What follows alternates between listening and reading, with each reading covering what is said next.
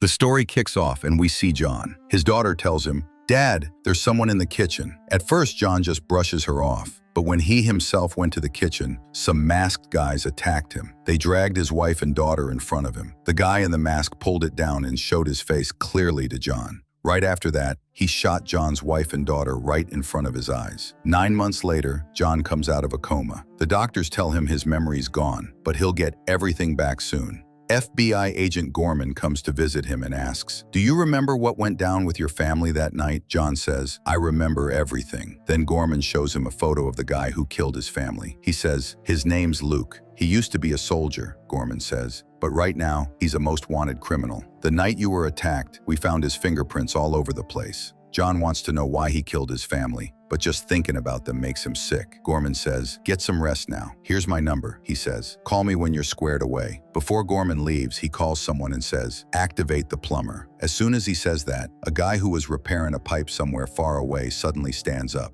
His whole attitude changes in an instant. It's like someone took control of his mind. He jumps in a car fast and takes off, leaving his work unfinished. After that, he heads to the red light district. Tons of guys are partying it up with the girls here. All those guys had a small mark on the back of their heads, and that's why Magnus, the plumber, was chasing after them. The moment he gets inside, Magnus shoots the receptionist and then grabs a machine gun and goes to kill the rest of them. They were getting eliminated one by one. But taking them out wasn't easy. Some guys were still getting up and attacking even after taking 3 or 4 bullets. Finally, Magnus meets his last target. Scott wasn't scared when he saw him. He says, "You showed up at the perfect time. I've got a gift for you," he says. The second Magnus attacks him, Scott stabs him with a sharp object and his body goes completely limp. A bright light flashes in Magnus's eyes and he sees Luke in front of him. "We set you free. From now on, you're gonna work for us." Meanwhile, John gets discharged from the hospital. Before leaving, he's given some stuff, and seeing them makes John relive the day his family was murdered. When John gets home, the silence in the house is killing him. As his memory starts to flood back, his wounds are getting deeper. He's having dinner when someone calls him. The guy on the phone tells John his name is Isaac, and he sounds totally freaked out. He tells John, "Where did you go? I thought those guys got you too," he says. John has no clue what he's talking about. He suggests, "Let's meet up and talk. Give me your address," he says. Isaac says, "You know where my house is, right? You need to hurry up and get over here. I've kept that thing of yours safe." John wants to find out what thing he's talking about, so he jots down the address fast and heads over there. As soon as he gets to Isaac's apartment, he sees everything scattered inside, and there are blood splatters on the wall. Inside, he finds Isaac's dead body, which was rotting and stinking. John starts thinking, if he's been dead this long, who called me? His mind was playing tricks on him now. John searches the place and finds another address inside. It's the address of a strip club. John immediately heads there. As soon as he gets inside, he sees girls stripping and dancing for the clients. He wonders if he used to hang out at places like this. John spots a girl there and tries to talk to her, but the girl was blowing him off. He didn't want to cause a scene, so he goes to the washroom. But Magnus was already waiting for him there. He stabs John with the same sharp object that Scott stabbed him with. As soon as this happens, John sees Luke, who is telling him, "You don't have control over your own mind." John gets mad and thinks about attacking Magnus, but just then the club guards grab him and toss him out. John wants to know why everyone here is his enemy. He wants to know what he did wrong. John tails the girl, grabs her, and takes her to her apartment. Before he can ask anything, Magnus suddenly attacks him. They have a brutal fight. Magnus was a mind-controlled universal soldier, and John stood no chance against him. Magnus slices off the poor guy's fingers. John also attacks him, slices off his leg, and bolts out of there. After the mission fails, Magnus goes back to the base. We see more people like him here, and Scott is giving them a speech. He says, "My brothers, we shouldn't forget our past. Until now, someone else had control over our minds. But now, we've found a purpose for living. Every one of us has been a slave to others until now. But what did we get in return? Only a life of pain, suffering, and humiliation. Our numbers will grow soon, and will rule the entire world." Meanwhile, Sarah tells John, "You were looking at me in the club like you didn't know me." John, who'd forgotten everything, tries to guess her name, but nothing comes back to him. He asks, "Who am I? What did I do here? What kind of work did I do?" Then, what Sarah tells him is totally different from what he'd thought about himself until now. She tells him, "You're a truck driver, and you live in a small cabin in the woods." John thinks, if that's my home, then where have I been living all this time? He asks, "When was the last time we saw each other?" Sarah tells him, "One day, you came into the club like always. You were looking only at me, and when my shift ended, I heard someone yelling and screaming. You were beating up the guy who tried to talk to me. The guards tried to stop you, but you wouldn't budge. And that was the last time I saw you. After that, you just vanished." John figures out why the club guys threw him out. He strains his brain and tries to remember, but he can't remember anything except his family. What he did, where he lived, who his friends were, nothing. All he could remember was his family. John is standing in front of the mirror looking at himself. Then, Luke suddenly appears in front of him. He grabs John and says, "Try to remember." John sees his family dying again, and when he wakes up, he realizes it was all a bad dream.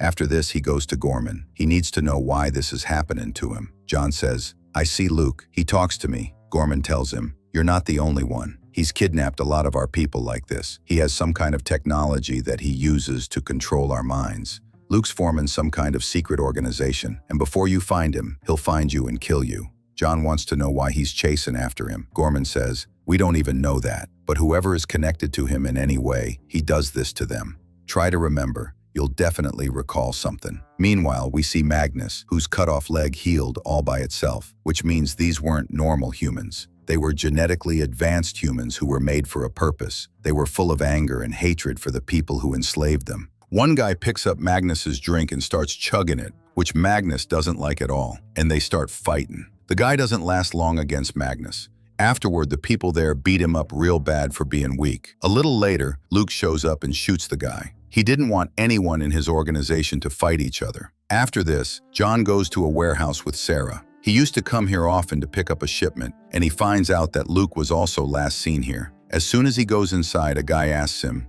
"Where have you been all this time? Why didn't you show up for work?" John says, "I need to see my shipment." "Where's it going? Tell me." The guy tells him to talk to the manager because he doesn't have the details. When John goes to the manager is pumped to see him. He says, "Come in. I was waiting for you." John asks, "Where's my container going? And who is this guy?" But the manager says, "Even if I knew, I wouldn't tell you. But I've got a surprise for you," he says. "Your shipment was rotting away here. We tried to talk to you, but you weren't around. Then we tracked down your friend Isaac. We went to his house, and look what we found there." The manager shows John a CCTV footage, and what John sees freaks him out. It turns out that the guy who killed Isaac was John himself. John was the one who killed him so brutally. The manager says, "Now those guys aren't going to let you go. Run as far as you can." John realizes he has a look-alike. He immediately rushes outside and tells Sarah to head to the place where he used to live. He's totally sure that guy will still be there. They are on their way when Magnus attacks them again. He chases their car and keeps shooting at them, but luckily, they don't get hit by a single bullet. Magnus shoots the tires, flipping their car over, and both of them get badly hurt. John still tries to run away with Sarah, but then Magnus grabs him and slams him into a store. He beats up John badly. This guy had superhuman strength, and John couldn't stand a chance against him. But as he's fighting, John realizes he's not weak either. Suddenly, his muscle memory gets unlocked, and he deals with every one of Magnus's attacks perfectly. Finally, he grabs a bat and hits Magnus so hard that his head explodes like a balloon. Sarah gets scared seeing him like this. But before the cops could show up, John quickly puts her in the car and drives away. John sees that his cut-off fingers also grew back. He realizes he's not a normal human. Sarah takes him to the cabin where he used to live. But as soon as they go inside, another John is waiting for them with a gun. He looks exactly like John. The new John says, "You're better than me. That Isaac made you better than me." John wants to know why he killed Isaac. The other John tells him, "I'm a universal soldier. We were made to kill Luke. They must have told you that Luke's a bad guy. They told me that too. But when I went to kill him, he told me the truth I was blind to. And when I met Sarah, I found out I was a slave. My memories weren't mine." John tells him, "But I'm not like you. I have a family." The old John says, "Memories. I get how much pain they cause. Go to Luke. He'll help you," he says. Sarah goes to John and hugs him, but then John suddenly goes crazy. He tries to kill Sarah. John has to kill him after that. He gives Sarah a knife and says, "Take this out of my body." It turns out there was a microchip in the back of his head that was controlling him. John says, "No one here is yours anymore. Go home, you're free." After this, John goes to the river where the old John told him to go. He finds a guy waiting for him with a boat. John quietly gets on the boat and heads into a jungle. From the outside, no one could tell that tons of soldiers lived inside. They tell John to go into a secret bunker, and as soon as he goes in, they close the lid. Inside, John meets a doctor who examines him and says, "You're just a kid. You were made just 3 weeks ago, but you grew up real fast." The doctor tells him, "I know why you're here. Your memories are the cause of your pain." He asks, "Can you let them go?" Hearing this, John starts crying. The doctor says, "All your memories are fake. You were made in a government lab where I used to work. A chip was put in your brain that holds your memories. I designed it, and I'm the only one who can take it out." John wants the doctor to take out those memories, just like he did with the last John. The doctor says, "All right then, let's start the operation." During the operation, he explains that the John before him was given the job of bringing a container. It had something in it that could help us make more Johns like you. But he just vanished. The doctor only needed to take out the chip that had his family memories. But this John wasn't like the previous ones. This time the chip was implanted much deeper, which made it tough for the doctor to take out. But what was even more dangerous were his memories. John knew all of it was fake, but even knowing all that, a part of him was screaming that it was all real. John gets super violent in the middle of the operation. All he could think about was that he had to kill his family's murderer, no matter what. The soldiers try to stop him, but John brutally kills every person who tries to stop him. Finally, John runs into Scott, who attacks him the second he sees him. Scott didn't care at all, like he didn't have any fear of dying. They have a brutal fight. One guy stabs the other with a knife, and a sword goes right through the other guy. Finally, John kills him and moves on.